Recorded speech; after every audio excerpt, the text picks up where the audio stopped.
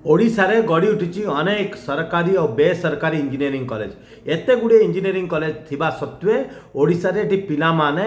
engineering पाठ पढ़ला पर भी चाकरी कहीं पाऊना टेक्निकल एजुकेशन ये खाली पिलांक ପାଇଁ असुविधा नुह पिला चाकरी पाऊना सी गोटे कथा दुई नंबर कथा यही पिला माने जो चाकरी उपयोगी नहांती ता लागी